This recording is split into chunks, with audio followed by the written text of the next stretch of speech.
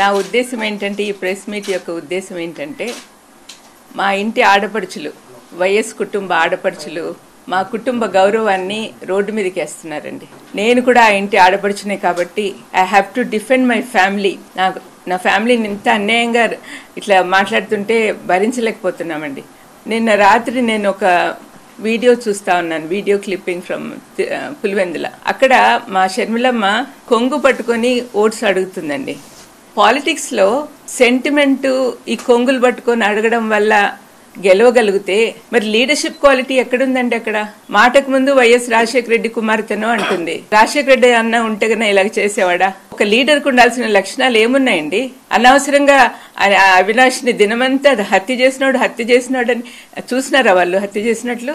ఎవరు వాళ్ళకి ప్రూఫ్ చూపించారండి?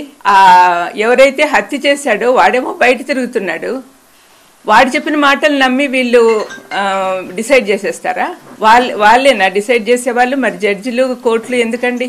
ఆ చిన్న పిల్లోడు వీళ్ళకంటే 10 ఏళ్ళు చిన్నోడు, అటువంటి వాడిని జీవితం అంతా నాశనం చేస్తున్నారు ఈ ఆడపిల్లలు ఇద్దరు. కొంచెమన్నా ఎంపతి ఉండాలండి. వాళ్ళలాంటి పిల్లోడే కదా, మా ఇంట్లో పిల్లోడే అబ్బాయి కూడా. మరి వాళ్లకు పిల్లలు ఉన్నారు, వాళ్ళ జీవితం అంతా ఎంత పాడు చేస్తున్నదో ఒకసారి షర్మిలమ్మ గాని సునీతమ్మ గాని ఆలోచిస్తే వాళ్ళకి అర్థమవుతుంది. కంపెనీళ్ళు మేము బయట తిరుగుతున్నారు, అనవసరంగా వాళ్లకు బెయిల్ ఇవ్వమని వాళ్ళ కోసం సుప్రీంకోర్టుకి వెళ్తున్నారు. కానీ ఏ పాపం చేయని మా భాస్కర్ ఏమో సంవత్సరం నుంచి జైల్లో ఉన్నాడు. అవినాష్కేమో బెయిల్ రద్దు చేయాలని వీళ్ళు తిరుగుతున్నారు. ఇదేం న్యాయం అండి?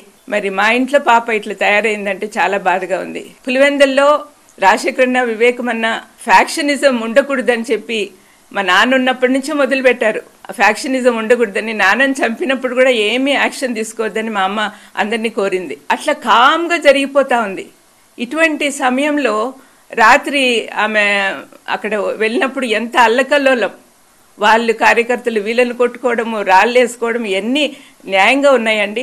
సమాధానంగా శాంతి సమాధానాలతో ఉన్న వాళ్ళని ఇట్లా అల్లరి పెట్టడం ఎంత మాత్రం సమంజసం? వివేకమన్నని చంపిన వాళ్ళు, వివేకమన్న నాకు క్లోజ్ కాదా? ఒకగానొక చెల్లెల్ని నన్ను నెత్తిన పెట్టుకుని చూసుకునేవాడు. వాళ్ళిద్దరికి ఉన్న ప్రేమ కంటే నా ప్రేమ ఎక్కువ అండి, నేను గట్టిగా చెప్పగలను. వివేకమన్న అంటే నాకు చాలా ఇష్టం. మరి నాకు బాధగా ఉండదా? కానీ వాళ్ళు ఇవన్నీ రాజకీయంలో చేర్చి ఇంత అన్యాయంగా మాట్లాడుతుంటే ఏం చేయాలో తెలియని పరిస్థితిలో వాళ్ళ ఇంట్లో వాళ్ళందరూ ఏడుస్తున్నారండి.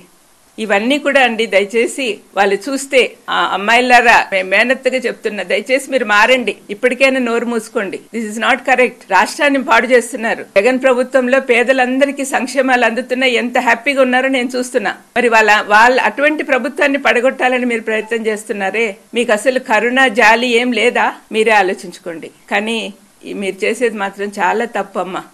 షర్మిలమ్మ, సునీతమ్మ, I am very unhappy about it. And all are relatives, మన బంధువులందరూ కూడా మీరు అనుకుంటున్నారే మేము మీకు సపోర్ట్ చేస్తారని. Just because you're Rajasekhara Reddy's daughter, it doesn't mean that you're doing whatever you're doing. నువ్వు చేసేదంతా కరెక్ట్ అని అనుకోవద్దుమా. జగనన్నను కూడా ఇన్క్లూడ్ చేస్తా ఉంది. సొంత అన్నయ్యను మామూలుగా శత్రువులందరూ ఒకటయ్యి మన మీద అటాక్ వస్తే మనం ఏం చేస్తాము? ఇంట్లో వాళ్ళందరూ ఒకటవుతాం, మనలో ఉన్న విభేదాలన్నీ పక్కన పెట్టేసి. కానీ దీనికి ప్రకృతి సిద్ధంగా లేదండి. ఇక్కడ అన్ని వ్యతిరేకంగానే ఉన్నాయి. అబద్ధాల జనకుడైన అపవాది కోరల్లో చిక్కుకోయినున్నారు ఈ అమ్మాయిలిద్దరు. చాలా బాధాకరం అండి. వీడియో చూస్తుంటే బీపీ సడన్ గా రైజ్ అయిపోయింది. ఎంతమందికి అలా ఉన్నదో పరిస్థితి నాకు తెలియదు. మా కుటుంబాన్ని రాజశేఖరన్నను గాని వివేకమన్నను గాని ప్రేమించే వాళ్ళు ఎంత మంది ఉన్నారు. రాజశేఖరన్నను ఇప్పటికి కూడా కోట్లాది మంది మనసులో పెట్టుకుని ఆరాధిస్తున్నారు. నేను మీటింగ్స్కి వెళ్ళినప్పుడంతా ఎంత ప్రేమగా నన్ను ఆహ్వానిస్తారు. It's because of him only. ఈ వీళ్ళిద్దరి పర్సనల్ అజెండాతో పర్సనల్ గా వాళ్ళు ఎన్ని కక్షలు పెట్టుకున్నారు జగన్ మీద గాని అవినాష్ మీద గాని.